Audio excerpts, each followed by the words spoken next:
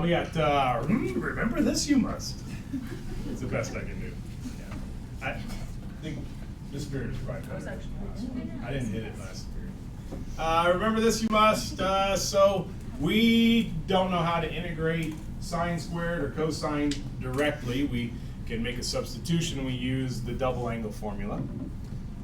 Cosine of 2x is equal to, we want to get rid of cosine squared. That's 1 minus sine squared, minus sine squared. Cosine of 2x is equal to 1 minus 2 sine squared x. We can minus 1. Sine squared x. And then divide by negative 2. Sine squared is equal to positive 1/2 now, because we're dividing by negative, minus 1/2 cosine of 2x. We can now make that replacement. This is the integral from 0 to pi over 2 of 1/2 minus 1/2 cosine of 2x dx. Oh, by the way, I think Star Wars took a really, really big risk making a puppet one of its main characters. So I think that's kind of the risk they took is overlooked because it ended up being a huge success. I mean, Yoda's one of the most popular characters in Star Wars. As a matter of fact, he even has a fight sequence that is fairly realistic. But they took a huge gamble when they decided to make a puppet into their main characters. So anyway, I always thought that was really brave of them to do that. It could have been horrible. It could have come off as very cartoony, and it could have destroyed the franchise, which is one of the biggest franchises ever. Anyway, that was a side note. 1/2 x minus 1/4 sine of 2x from 0 to pi over 2. Let's see. Plug pi over 2 in, we get pi over 4 minus. The 2's are going to cancel. The sine of pi is 0 minus 0. Sine of 0 is 0. Lots of zeros. So you end up, the answer is pi over 4. Not so much the point as, you know, in order to integrate sine squared or cosine squared, you got to replace it with that double angle formula. And then it's really not that bad. So that's kind of old stuff. We've covered that a little bit. Here's some newer stuff. Find the volume of the object bounded by y equals square root of x. Y equals square root of x. Looks like that when we graph it. Y equals x squared in the first quadrant revolved around the y-axis. And this is half of y equals x squared right there, but that's the part that's in the first quadrant. And we have this bounded region. There's the bounded region. Now we're taking that region and we are reflecting over the y-axis. So here would be the 180-degree turn. And here would be the 180-degree turn right there. Now the object that we've created is a washer because there's the inside circle, and if we pick that same y value, there's the outside circle, very roughly. I could have drawn that a little better. We have a washer. To find the volume, we're going to take all of these washers and add them up, all the areas of the washers. If you add up a bunch of areas, you get volume. We need the integral from 0 to 1, and this 0 to 1 is from 0 here to 1 there. Now these washers are stacking up along the y-axis, so we have to integrate with respect to y. I need dy.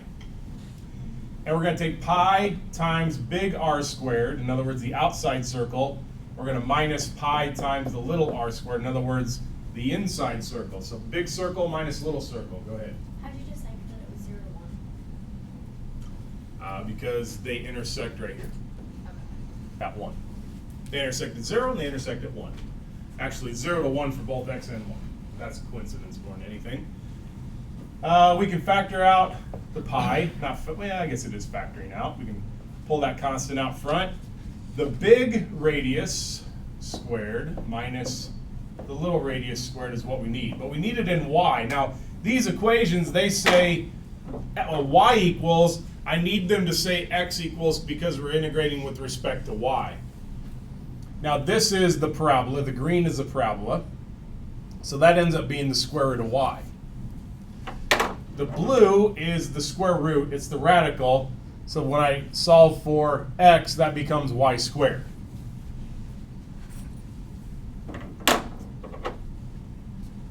The outside circle is following the square root of y. The inside circle, the radius of the inside circle, I should say, that's going to be following the y squared. Pi 0 to 1, that's going to be y minus y to the 4th dy. Any questions on setting it up? That's the hard part, I think. Now, these are just polynomials. This is a polynomial, so integrating this shouldn't be all that bad for you. That's going to be y 1/5 y to the 5th. From 0 to 1, when we plug 1 in, we get pi times 1/2 minus 1/5. When we minus plug in 0, we get zeros on this. So pi, that's 5/10 minus 2/10, 3/10. So really 3 pi over 10. Any questions on that? It's the setup that usually is the toughest part, of course. The rest of it shouldn't be that bad for a December Calc BC kit. The rest shouldn't be that bad. All right, how about we rotate this around the y-axis? This is the reflection, not the reflection, I should say the 180-degree turn. So the cross sections on this one are not washers because that area is going all the way up to the y-axis. Now they were nice to us and they wrote that line saying x equals already. And so this one we're integrating from 0 to 2, and it's just pi r squared. But these circles are stacking up along the y-axis. So we want to integrate with respect to y. The radius goes from the x-axis to the curve, which is the function. 0 to 2 pi times 9y squared over 4 dy. I like to pull the pi out front, the constant, and then the integral of that is going to be, I know it's y to the 3rd, so 9/12. 9/12. Because if I multiply by 3, that bottom becomes the 4, and we're integrating from 0 to 2. I know I can reduce 9/12. It's actually, what, 3/4. So pi times 3/4 times 8 looks like 6 pi to me. Because when I plug in 0, I actually do get 0. 6 pi. Any questions on that one? Yeah, go ahead. How do you, how do you know it's not the washer then? Like, how does it look different? All right, so if I had maybe something like this, let's say I had that line, but then I had another line going to here. Then the two lines would do this, and let's say that the area was in between these two curves. So then I'd have an outside and I have an inside. So the area has to be between two different curves. Well, this one, there's only one curve. I know it's a line. A line's a straight curve, but it's only between one curve, and it's going all the way up to the x-axis. No washer needed. In exercises 11 through 20, find the volume of the solid generated by revolving the region bounded by the lines and curves about the x-axis. That's key on that problem, of course. Let's see what this looks like. Y equals 0, that's the x-axis. So x-axis is one of the borders. X equals 2, 1, 2. That's one of the borders. So this line right here. And then 1, 2, 3, 4, 5, 6, 7, 8. I'm setting up the curve. So the curve starts here, the x to the 3rd.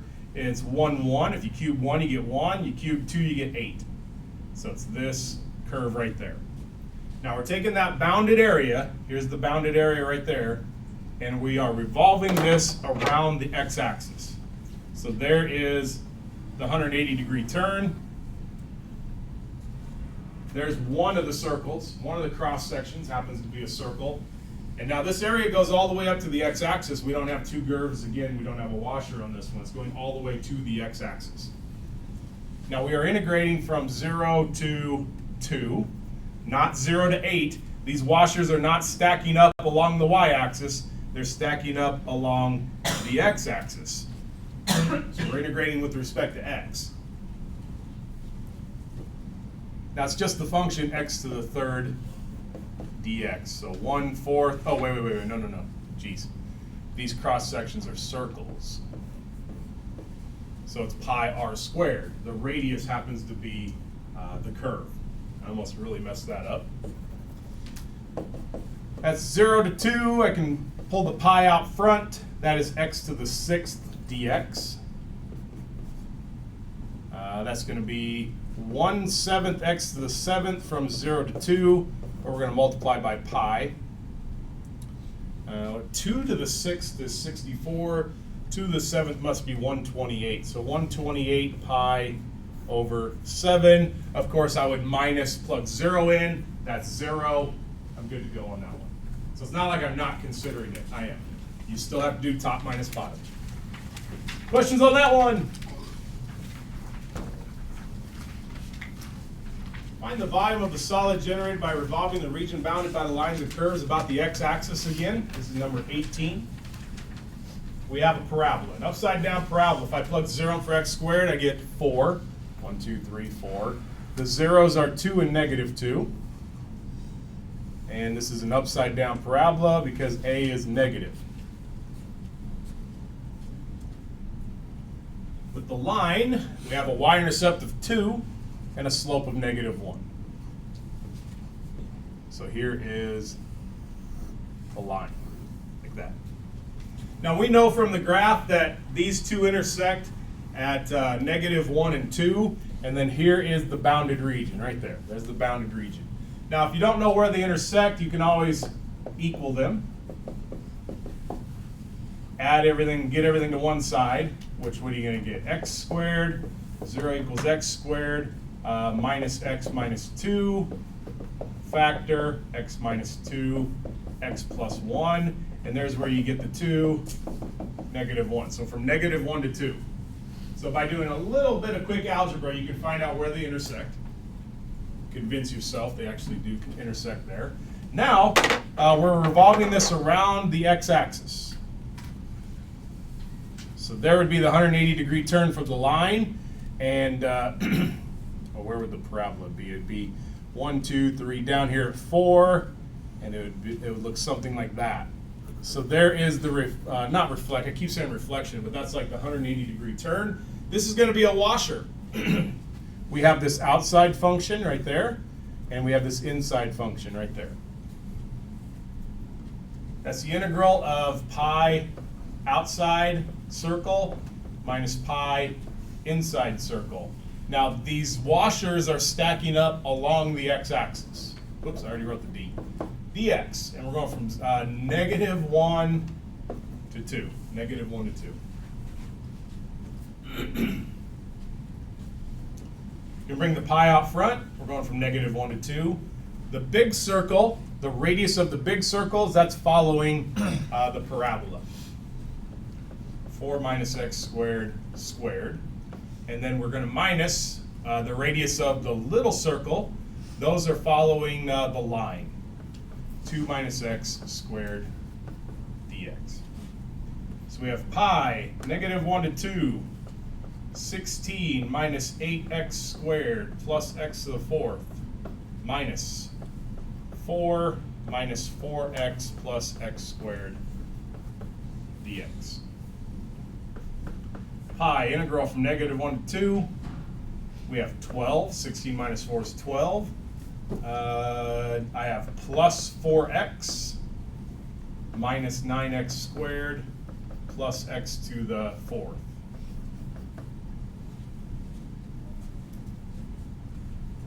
I mean, you can do this by hand if you want, but I'm just going to finish it out with a calculator for now, just to save a little time. It's all polynomials. Math number 9, negative 1 to 2, 12 plus 4x minus 9x squared plus x to the fourth dx. I press enter. I get 21.6, but let's go math. No. Math, change that to a fraction, so it ends up being 108 pi over 5.